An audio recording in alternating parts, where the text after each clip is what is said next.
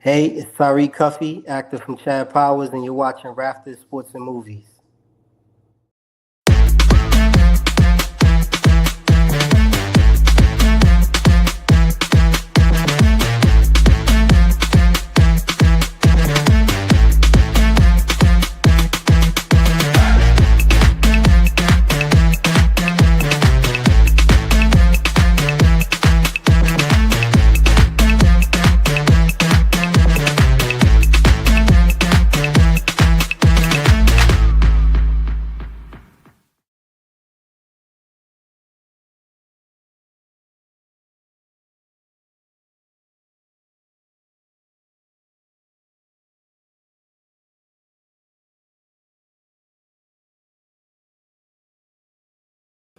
Welcome to Rafters Sports and Movies. Scott here, and I've added another one to the wall, which means we've got a special guest coming on. And today's special guest has had an incredible career in the movie industry. And he also has an awesome book. I'm going to put the link here up on the screen shortly. Today we have coming to talk a little BASEketball, the stunt coordinator for that movie, Monty Cox. Good day, Monty, because where you are, I think it's a little bit morning still. Well, it's morning, but it's absolutely beautiful here. You can't beat it. Can't beat it. Well, everybody's coming to us, hopefully logging on and taking a look at what we're going to talk about today. And before I do that, I'm scrolling through on my back end here, and I'm going to put this, here we go. That's what I'm looking for. So I'm going to go ahead and put that on here. Monty's website is montycox.com. So if you want to learn more about Monty, we're just going to hit the surface. We're going to be talking for about 30 minutes, and we're just going to be hitting the surface. Monty has a very long and storied career in the film industry and in life industry, for that matter. And you also, on his website, can get a copy of his book. And I'm scrolling that at the bottom so you can see it. But you go to his website, and it's got a tab for his book there. And I have a copy here. And Monty, I think I'm going to have to send it out to you, have you sign it for me and send it back. And I haven't finished it, and I'm really looking forward to it. So let's start off. I'm reading the forwards, and I'm getting into the book. And it says you have a world record skydive. So yeah. What is that record? Well, back then, a while back, 50 years ago, roughly, and I'm terrible at time. That's okay. Bottom line is, when they made 9-man stars. 9 guys could jump out of an airplane at 10, 15,000 feet and fall for a minute and hook up in the sky in a big circle. It's called a star. And they could never get 10. 10 was impossible to get. And it was impossible to get because the more people you get added onto that, the more they float. It falls slower than a single body falling. So they had forever been trying to make a 10-man star and couldn't do it. And I was one of the guys that did, finally. Wow, that's crazy. So we're probably never see 11, 12. It's just aeronautically not possible. No, now, because they have different weights of the suits that, catch X amount of wind, yucca, they're doing 30, 40-man stars. Oh, so you were one of the first 10 to hit that big number. That's crazy. Yeah, it was kind of it was kind of like Indian outback time. It was the time when skydiving was coming into what it is to be. And the rules and bylaws and all that, they really weren't there at the time. So we could do pretty much what we wanted. Well, the Wild Wild West of skydiving. Yeah, exactly. Yeah, exactly. Okay, so you came into the film industry in a different way than a lot of people. A lot of people drive into Hollywood and get an agent, and they go for it that way. And the way of doing it now was much different than when you started. And you started with exotic animals. So take us down that trail a little bit. Well, that trail is a pretty simple trail. I wanted to do stunts at first, and bottom line is I couldn't get it because in order to do, in order to be a member of SAG, you have to have the Screen Actors Guild card. In order to get that card, you had to be on film, but you can't be on film unless you're SAG. Catch 22. How do you do that? So I tried forever and could not get a card. Now you can get it. You just become an extra and they give you a card. It's like ridiculous. But back then, impossible. I tried for years. So bottom line is, I got the card. And where were we going from there? I've forgotten. We were talking about how you got into being a stunt person, and so you got your card from your exotic animal work in movies. I got the card because nobody likes to do fight scenes with lions and tigers. Imagine that. Yeah, exactly. So the action, the chances are almost zero that anybody can do it. I've doubled a woman not that long ago, actually, because nobody wants to do a fight scene with a lion and tiger. By law, we have to, if it's a girl, she has to be doubled by a girl, but no girl do it. So I have to put on the wig and become a girl. But those times are long since past. There's no more animal business. It's gone. Well, yeah, that's sad. That's really sad because you worked with some interesting animals. You were Gentle Ben's handler, if folks remember that show. Yes, I trained Gentle Ben. I came in after it had been running for about 3 or 4 months. I don't recall exactly. And the head trainer was chewed up by Gentle Ben badly, put in the hospital. And that was it. He never wanted to see another bear. So I was called in to replace him. And there you go. And in doing that, you had your pick of 20 or 30 bears to possibly replace Ben. And yet you still went with the original Ben because he was just the right one. Well, in actuality, it went like this. We had brought the bear back, Bruno, Gentle Ben, from Florida to evaluate him because he chewed up the trainer, see how bad he was.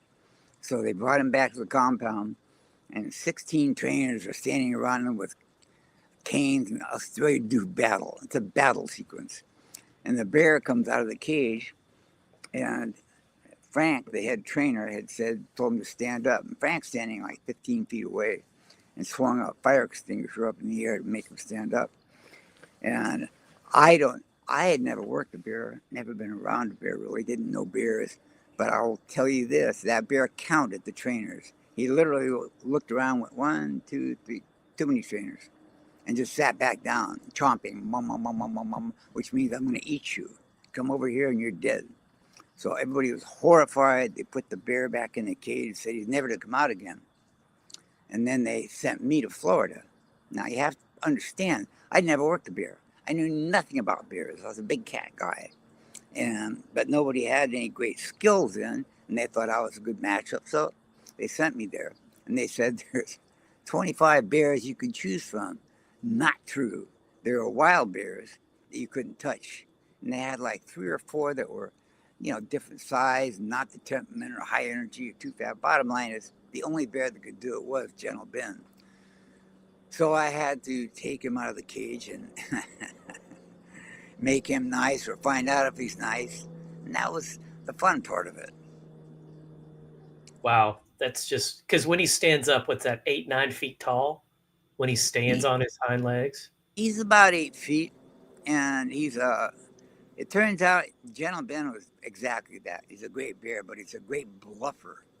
He would stand up and give you the whole thing like he was going to eat you. But he's not really mean, so he doesn't. He just bluffs to try to not do something he doesn't want to do.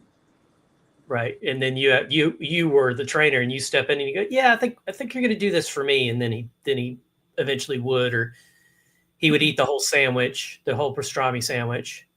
Yeah, it's really, the thing with Gentle Ben was more me learning than him. Yeah, he was smarter than I was. And I think he knew more about trainers than I knew about bears, because he eyeballed me, figured me out. Now, I'll tell you the scene that's interesting to hear. When I went there, I looked at the bears, told Ralph back in LA, nothing is good, can't do it. And he said, fix Gentle Ben or you're fired. Now, I was just there and they told me, hey, he's never come out again. Now I'm there by myself, no backup, no trainers, no nothing. Either fix him or I'm fired. Now, what kind of a deal is that? But that sounded interesting, so I went, I'll go for it. So, not having a clue, I got a couple of meat pouches and filled them up with donuts because I know bears are like me, they like donuts. So I went to the cage. I never seen the bear except that day and where he came out of the cage and mom. So I walk up to the cage and he's pacing back and forth fast. Well, that's great, but I don't know what pacing back and forth, but I don't know what it means. Can't read it. So I just go, well, whatever it is, what it is. So I unlocked it, threw open the gate, stepped back, and started stuffing donuts in his face. And he was, mom, eating, mom, doing the bad noise, but eating. Walked probably 10, 15 feet from the cage, stood up in his hind legs, and starts walking towards me, going, mom. And I went, geez. Well, I couldn't turn and run. It's just not the deal. So when he backed up, I stopped and stood, picked up the donut and started putting him in his face. Fast as I could. Eat it. As he's eating him, I stepped away and turned around and walked him back to his, scared to death, walked him back to his cage, throwing donuts on the ground, and then up into his cage and closed the door. And then I had to stop and try to figure out what all that was. Now you're evaluating what did I just, well, I lived. Yeah, So, I didn't know anything. I had absolutely nothing. But over time, I literally, the key to him was that he would bluff you. And he would. I'd put pressure on him to stand up or do something. And he'd mom. And he'd stand up and walk toward me and drop his paws on my shoulders and do it in my face. And I look at him and go, it's not going to work. I'm not scared of you. And he dropped down and go, oh, I tried. you're like an old couple. You're like two, like the Odd Couple, you know, Oscar and Felix. That's true. And on set, and I wish I had him, my place burnt down, so I lost all my pictures. But I used to fall asleep on the set. I would never work him, put him back in his cage. I work him, put him on a leash, or put him with me on a leash. And when he'd lay down and go to sleep, I'd lay down, put my head against his belly, and he'd look at me and go, good night. And we go, night. And we sleep. I had some great pictures because we were literally asleep, but all gone. All gone. That's my point is, that's what's nice. That's what a great bear he was. He was a great bear. Right. Well, I'm sorry the fire happened, and I'm sorry you had to go through that. And that's, fires are not, they're very not forgiving. So we got our side card and we're doing animal work and we're doing stunt work. And you end up doing the stunt work for BASEketball. So BASEketball, a David Zucker film. And tell us how that came to be, and we'll go down that path for a while. Well, I had not met David Zucker, so I didn't know him. And Cleve Landsberg, a guy I did a lot of different shows for and a great friend, was the producer on the show. But this guy was hired before he got in, before the producer, my friend, got in. So bottom line is, they have this guy who's working as a stunt coordinator, and he's not. A stunt coordinator is somebody who knows a little bit, at least, about physicality. And this guy didn't have a clue. And he didn't know anything about our business. And bottom line is, there's a scene where Trey, I think it was Trey, had him on his shoulders, and he's walking through a doorway, and there's a midget on his shoulder. And the midget is knocked off on the floor. That's the comedic piece. But the coordinator, in quotes, if you have an overhead piece that you're going to hit your head again, obviously that's stopping you and your body's going to fall. So that's where you put the pad. He didn't. He put it as he went through the doorway in the other room. Don't ask. So bottom line is, the midget went off, hit the ground, was in the hospital. So they were all furious. So Cleve said, bring in Monty. He's a 10, been at it. So that's how I got the show. So did you end up reshooting that, or did they cut and paste that and use what he had already done for that particular gag? I was watching. Reshoot. I think we reshot it. It's been so long, I've really forgotten. That's just Right. simple stuff for me. It doesn't stick. Right. Well, and how many times you've done gag after gag, stunt after stunt? So yeah, they're gonna go together at one point in time. So let's talk about some of the other.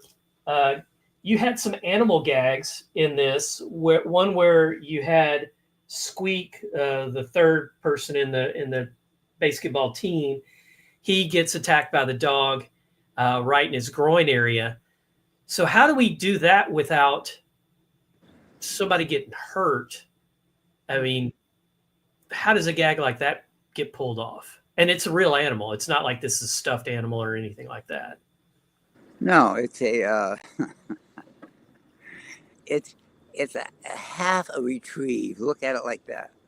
They take a ball, they'll put a cup on a guy and pull his ganonis in tight, and then they'll take a tennis ball, and get the dog playing with it.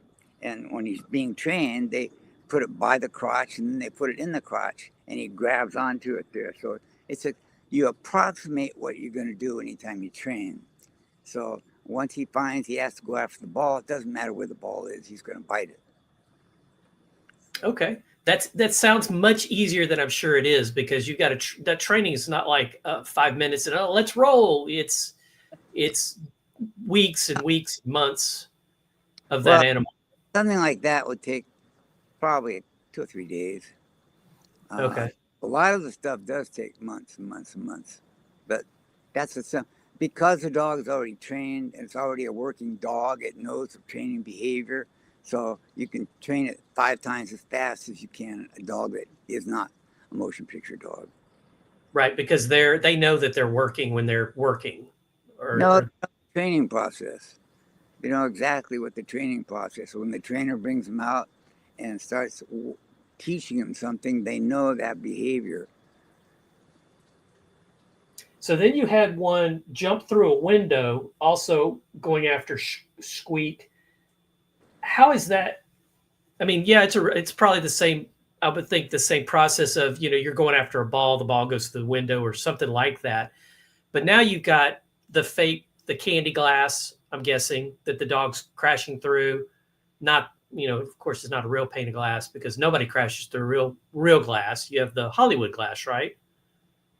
We used to go through real glass at times, but yeah, now it's candy.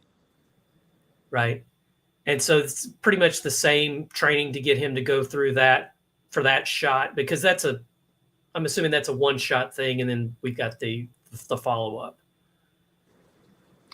Well, if the dog's trained to do it, he should do it over and over and over again.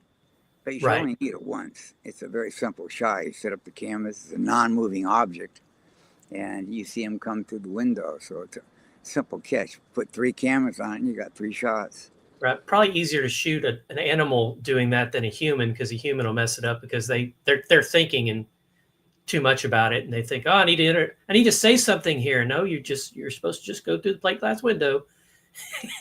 You have to do it multiple times. It's different. You get one guy will just go perfect, another guy will go, be hesitant and leery, and it all adds up to how much heart the stunt guy has. Right. Are they in it? Are they not? Well, you can sell it.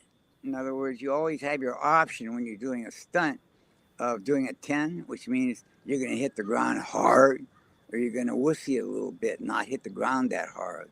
And the good stunt guys, they hit the ground hard. And the guys who are really, I don't think they get enough accolades for the cowboys. Those guys hammer their bodies. There's no pad catching them. They try to. We dig up the ground for a horse fall or a saddle fall. Sometimes if we can put a pad there. But a lot of times, with all the guns going off, they don't line up with the pad. So you just got to go. So those are hard-bodied guys, really hard-bodied.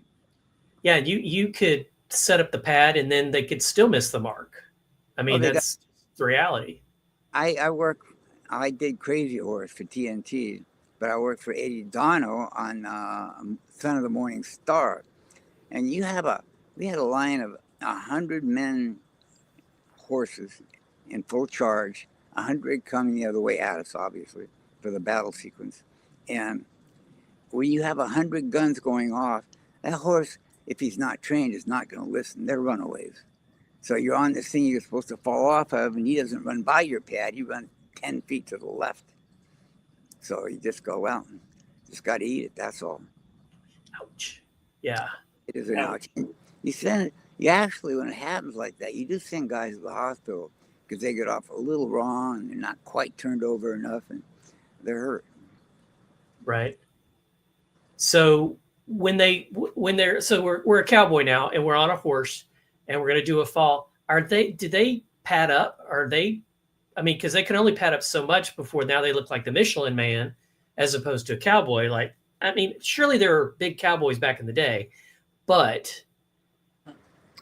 okay. Are they attempting to try to wear some pads of some sort? You always pad them, and you have what they call hard pads. Like you'll have a pad with like a roller skate pad that has plastic on the ends of them, on your knees, on your elbows. But so if you're gonna hit something in the sand, if a cowboy's getting off in the sand, then he'll probably just wear soft elbows and soft knees or whatever. But if it's cement, or he's going to bounce and it's going to hurt, then he's going to wear knees, elbows, and a back pad. But it's a very minimalistic. Like we always kidded about the new guys who come on set. They look like Michelin Man, like you said. And you go, get out of here and go take that stuff off. And you he's only going to fall to the ground. He gets hit, he goes down, right? But bottom line is all he really needs is an elbow and a right knee. But they've got back pads and shoulder pads and to take it off. They added pads. They're strapping pads on with the duct tape out. Cowboys don't do that. Cowboys, no. They're tough boys. I definitely agree with that. And the horse itself, it's an animal, and it could fall at any time. Now they're pretty nimble, but it could happen. Well, that's why people get hurt. They step in a gopher hole, a prairie dog hole, break a leg, send the rider. Think of it. People don't realize it, but you think, wow, you got a guy on a fast horse and he's getting away from the Apaches or whoever the Indians are. So it's no big deal. It is. If his horse falls down, he's going to have a bad day. Right. But they don't think about that. But the horses do. They break a leg. They're down, then the guy's dead. So all the time. But you don't see it in the movies. Right. And the fall, he could fall clear of the horse, but the Indians are going to get him. So one way or another, it's not going to be a good day. Yeah, no. If the horse goes down, he's going to have a bad day. Right. So there was one section of BASEketball where there's a Jerry Springer fight. Did y'all use archive footage of Jerry Springer, or did y'all stage that Jerry Springer? Was that your Jerry Springer fight that was filmed? Do you remember? This may be one of those memory points. What were they fighting with, fists? I want to say somebody threw a chair, because that was very popular with Jerry Springer, was the chair throwing. I don't remember that sequence. I can't really answer that one. And I could not tell if it was archive footage from the Jerry Springer show or if it was something, because it had nothing to do with BASEketball. They were fighting about, you're my daddy or something like that. That's my girlfriend or some typical Jerry Springer stuff. Yeah. So I'm thinking that was probably archival footage. And then from watching the movie, there's a lot of people falling. We had Ernest Borgnine falling out of the stands at one point, and he chokes on a hot dog, and that ends up being his demise. Not the fall, but whoever did his fall did it if it wasn't himself, because the shot was him falling, and then you're right up on him. It wasn't a cut shot. So do you remember that particular fall out of the stands? Well, he fell out of the stand. That was a double, and it was just it's how it's cut, and how it's edited together. But it's a double. You can't take Ernest Borgnine and give him a fall like that. You can't do it. You can give him a little short fall. You can put a 2-foot pad on the ground, have him standing out and fall down in that. But you're not going to get the fall without the stunt guy. So that was probably a 5-6 foot. So that ends up being out of his range or out of your range of safety comfort for him, because his is the acting gig, not the stunt gig. Yeah, and you have to. People don't realize it, but a lot of these people aren't.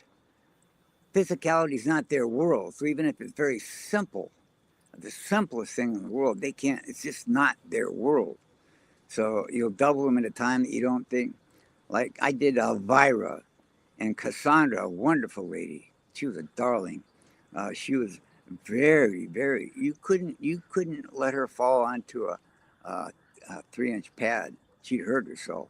She just wasn't that type of person. So there are people that you end up doubling that you can't. You have to use a double you wouldn't normally use a double. Right. That totally makes sense. Let's see.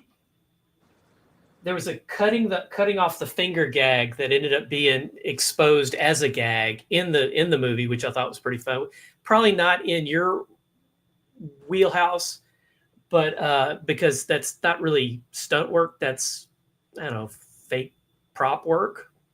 Yeah, we brought a guy in off of the street, and for $100 he let us cut off his finger.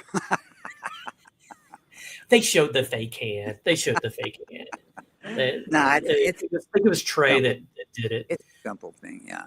Yeah, so it was fun watching, because because the way it's shot is shot just like this. This could be a fake hand, and then when he's done, he's waving it around. I thought that was kind of nice that they did that, for the kids and people that think all movie stuff is real, because there are those people out there, unfortunately, that think everything is real. Let me see what else I've found here. Poor Squeak, he got knocked down a lot. So that little guy, he got done a lot. There's also some driving in the car with a VW Bug, a red coupe. Did you end up doing some of that driving, or was that another stunt? Folks? No, that was well, I didn't do the driving. I don't drive I don't really do stunts unless I step in for a fight scene or something. When I'm coordinating, because I can't make sure it looks good. You got to watch it. Yeah. So that was definitely a stunt person doing the driving from that. Stunt driver. Yeah. Then you had a huge which was really, apropos for the movie because it was so over the bar. The Malakala board. It was toward the end of the movie, and they're doing this celebration of the game, and they have this huge board that teeters. It basically was a giant teeter-totter, which had people flying this way and flying that way. So I'm guessing you did some pig snares where you're yanking people this way, and they're stunt people, of course. Is that how we got that part of the Malakala board? Well, we actually ended up, if you remember correctly, Critter, what's his name, the little guy? We called him Squeak in the movie, yeah. Squeaky, yeah. That guy gets launched up into the air, huge, a big toss. And it's the same thing, or a ratchet. And what it is, it's something that jerks you off your feet, 20, 30, 40, 50 feet, 2 feet, whatever you want. I mean, you see a guy hit with a shotgun, like a lot of times they use just a ratchet, because they can set it with whatever pounders they want to make it look the director wants, and it's perfect every time. Right. So that stunt actor got ratcheted up into the rafters. No, we didn't know. I got a double for him. Oh, him. Oh, yeah, I did. I used him. I rafted. We flew him up there probably 8 or 10 times. Oh my! Did we get it that time? Well, sometimes the camera misses it. You might have 2 or 3 cameras, so one of them We'll say, no, I need it again. So bottom line is you end up shooting those things more than because of a technical error, really. Right. Anything else about BASEketball that you'd like to share with us about the experience of working with Zucker on BASEketball? Well, it was my first time working with Zucker, and I've never had more fun. He's just a great guy. He's a great director. And bottom line is we have the exact same sense of humor. I laugh at everything he laughs at. So we was sitting in pre-production, whatever, we're going through the script. I'll be laughing before he laughs because it's funny. Right. He sits for months before that and rewrites it and makes it absolutely perfect. He's got it down. Well, I tell you what, it's definitely a comedy classic. I've watched it several times. Like I said, in preparation for this, I watched it again, and there were belly laughs again, even though I've seen it before. So I definitely think it hit the mark. And having the stunts and the falls and the pulls and all that definitely added to the comedic value of the show. It's slapstick. It's supposed to be satire at its highest. So I definitely think you guys hit a home run there. Any other final thoughts for folks out there? I'm gonna put you in the back room and then close us out here in a minute. Anything else you want to say? No, no, I'm good. I can't take it.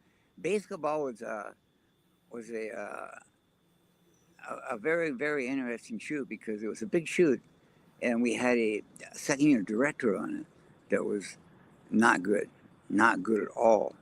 And I had just started working with David, but I could see he wasn't capturing the stuff because I'd be in my trailer, and they come out and say, Monty, I don't think this is where we should put the camera. The second unit camera guy said we should put it over here.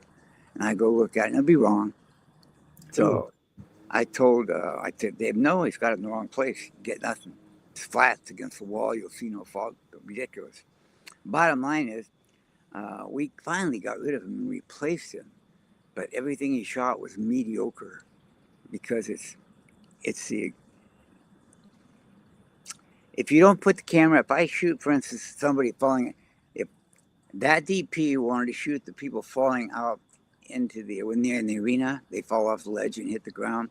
He wanted to shoot it flat, like bring the camera up and level with them and have them fall. Well, the shot is from down below. You see those bodies fall into camera. That's the shot. So the simplicity of that little thing makes action great. And that's what David was good at. He knew what he wanted. He knew the cuts he wanted. He knew the angles he wanted. So did I. This totally makes sense. It totally makes sense. But I don't do that. So I would probably be flat because I don't, you know what I mean? Well, I don't have that. But it's not that you don't have it. It's just you haven't had the experience at that.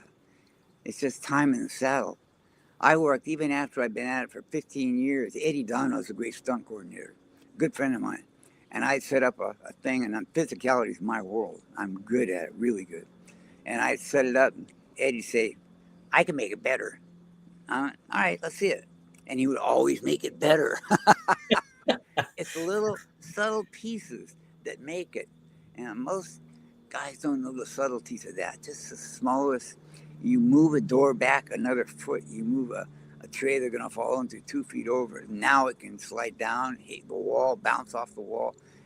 The little dinky things are huge. And that's what a good coordinator is. Details matter. Details matter. Speaking of details, I got you up on the wall right there. You are just above Darth Vader's helmet. Darth Vader's right here. So I got you right here. Thank you for being a part of the program. And your thank you is in an email to you, which is your banner that you could print, put in your memory book, or put on your wall. And I'm going to put you in the back room and close us out, and then we'll chat on the back room here in a second. All right. Thank you so much, Monty. You're welcome. Don't go anywhere.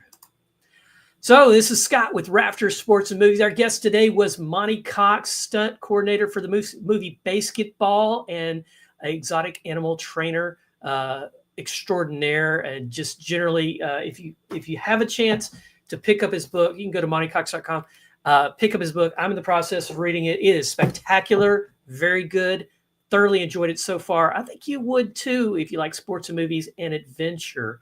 So thanks for watching, and until next game, we'll see you there.